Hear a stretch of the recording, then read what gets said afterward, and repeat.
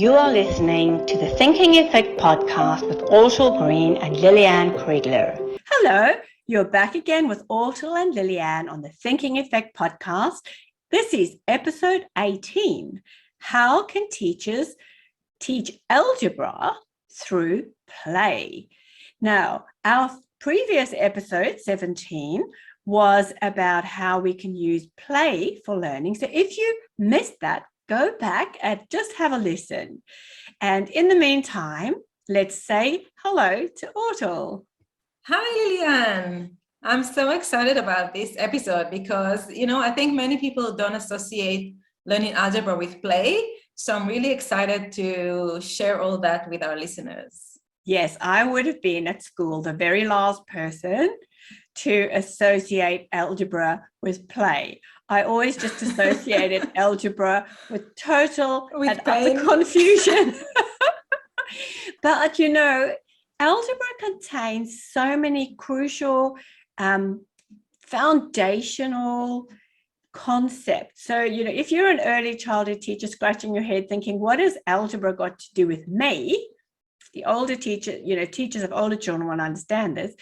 Everything about number, everything about equivalence, what is equal to something else, everything about I'm going to use a symbol to represent something, and everything about sequencing things in the right order, that is the foundation of algebra. So those little mini tasks, those things I've mentioned, are really important for algebra. And you know what?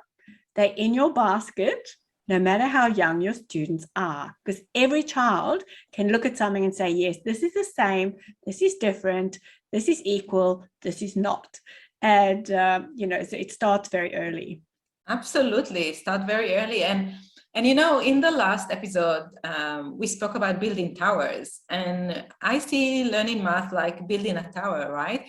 And you have to make sure the foundation well built, wide and strong if you want children to succeed on their math journey. Because without this strong foundation, when you get to the more complex operator, to the more complex math, if children don't have the basic rights, they just topple over. And oftentimes we see children get lost on their math journey, and we see adults lost as well sometimes with the math journey, because sometimes along the way they didn't properly understood basic concepts within algebra, and therefore they lost the way and they couldn't build on their math knowledge. And so this is why it's so important to pay attention to helping students develop a good foundation in math, in algebra, so they can build a strong tower on it with a good knowledge in math. Yes, I think that is so true because, very early on, maths becomes quite an abstract thing. So, you write the number 3 and it means something. And you write, say, for instance, those lovely crocodile mouths, the lesser than and greater than. Unless the students really understand what that is, they're not going to be able to use it. So the language, the symbols, all of that becomes quite obscure quite early if children aren't playing with those ideas and using them more. So, they could be doing the greater and lesser sign out in the playground, where you put yourself in different groups and then someone will stand in the middle between those groups and decide what it is. And, you can do it like a scramble. It's like 1, 2, 3, run whichever way. It'll be chaotic and divine, but then you make that decision. Yeah. And it's so important also to develop children confidence in their math capabilities. Not only because it's such an important skill for life, for example, for financial planning, later on in life, we really need to use math in order to plan our life or even compare prices in the supermarket or wherever we go. But not only that, but because if a child think that they're not good at math, or maybe someone will also tell them, oh, you're stupid, you don't know how to do this equation, then they might label themselves as not good enough, as stupid, I don't know anything. And then they grow up with this damaging self-image that they carry throughout all their lives. Yes. And so the playing with it makes it much more accessible, and they're using those ideas in a playful way. And then you can explain afterwards what the mathematical principle was. And I know your sons are at school doing algebra. My children are much older and doing completely different things, but they've all used maths every day, Yes. every single day. So it's really crucial, and that playing with the ideas is a good way of establishing what they mean. Yeah, absolutely. And you're right, because otherwise it stays really abstract and you don't really understand what it means and why you do that. When you expand in brackets, for example, why you do it in that way? What does it mean? So let's talk about how you can teach algebra through play. Let's get to the fun part. So when you use a game to teach math, you need to think about the rules, the goals, and competition. And why we want to include that? We want to have rules and goals because that makes it really clear to your students in terms of what they need to do, what are the rules of the game. And the competition bit is to make it more fun and challenging. And they don't necessarily have to compete with other students. They can compete against themselves, for example. There are many games that naturally help in teaching math, like Monopoly, but you can take many other games, and by tweaking them a little bit, you can turn them into games that teach algebra. And I'm going to use in this example the board game Snakes and Ladders, which I hope many people understand what it is. Here in Australia, it's broadly used. I loved Snakes and Ladders as a child. Even when we went holidaying in a caravan, my parents would pack that compendium of games because they were so great for these skills. So you go ahead on Snakes and Ladders. I love it.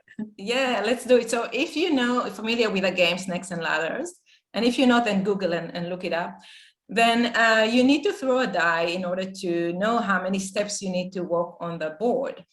So instead of using a die, you as a teacher, you can prepare cards with different math algebra expressions on the cards. So let's say one card can be 5 minus 3. Another card might be 3 times, and then it's in bracket 3 minus 1. So you prepare these cards where on each card there is a different mathematical expression. And then each time a student needs to pick up a card and then walk the steps based on that mathematical expression. And so, for example, if a student picked up a card which says 5 minus 3, so then what does it mean on the board actually? What does it mean? It means that the child needs to go ahead 5 steps. And then because it's minus 3, they need to return back 3 steps. And then you can ask them, so what does it mean, 5 minus 3? How many steps did you take eventually? And so it makes it more concrete. So the expression of 5 minus 3 kind of comes to life in the game and helps them understand what it means in actual fact. And then another child might pick up a card that says 3 times, and then is in bracket 3 minus 1. So here is an opportunity to talk about the order, the sequence of operation, how do you go about it? So you start with the numbers in the bracket. And again, what is 3 minus 1? What does it mean? It means you go 3 steps ahead and then return 1 step back. And then you have the 3 times. So it means that actually what happened in the bracket of 3 minus 1, you need to repeat that 3 times.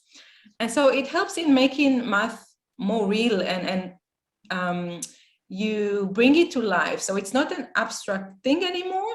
And it's easier to learn what it means, for example, about the sequence of operator, how you go about it, when you turn it into a play where the children actually need to move things along the board as per this math expression. I would so put my hand up to have you as my math teacher also. I think there's so much benefit to the children seeing those things and using it so that they understand it. Because I mean, negative numbers is very, quite an abstract thing for children if you just do it. So if you just introduce negative numbers, it's quite a thing to wrap your head around. But if they see it as, oh, I'm going forward and I'm going backward and I'm using this many steps and that many, makes it so much easier.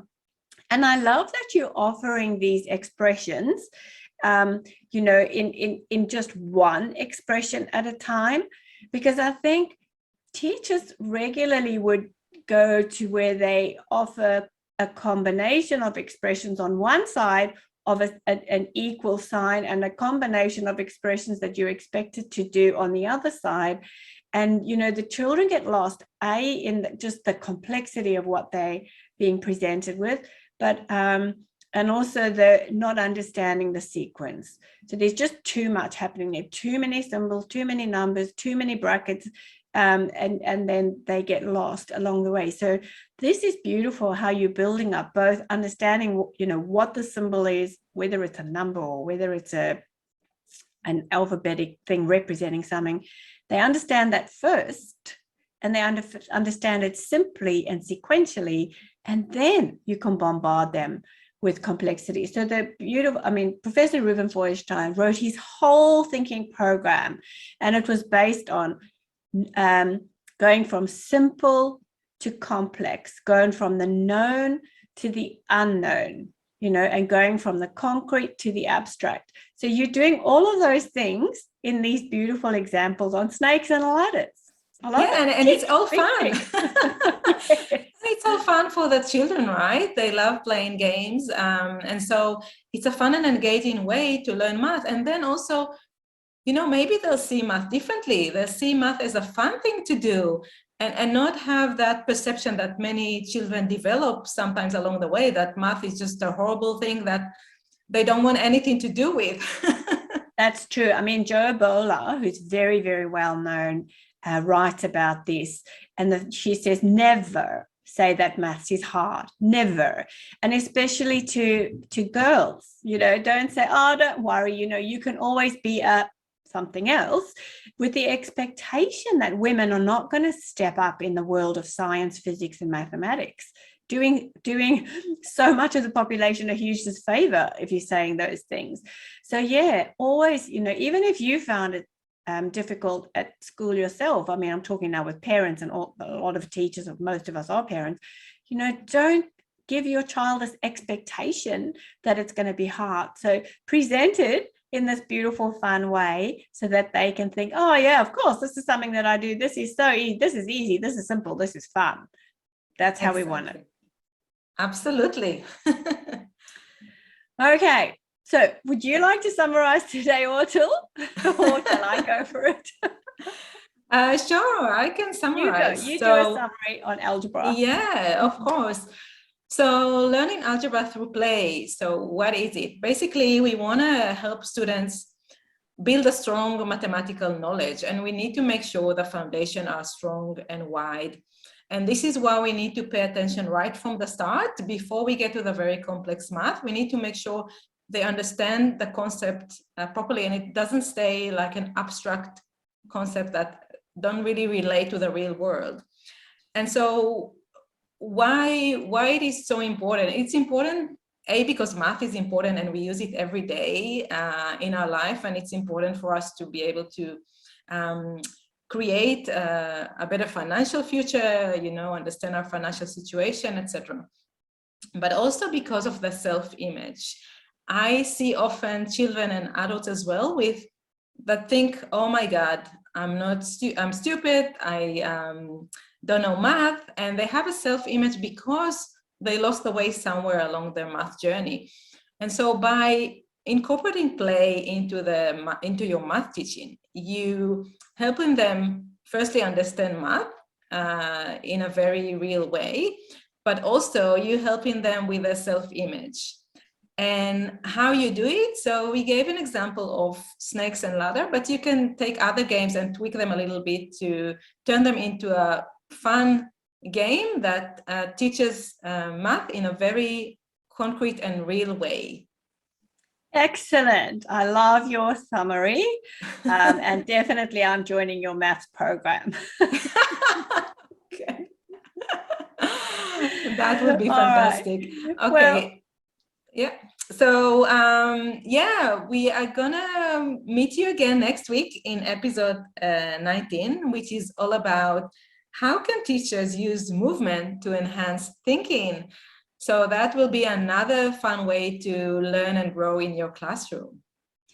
that's right. And I think we'll leave it at that description, but wait with some anticipation for that one. And we look forward to seeing you in episode 19. See you then.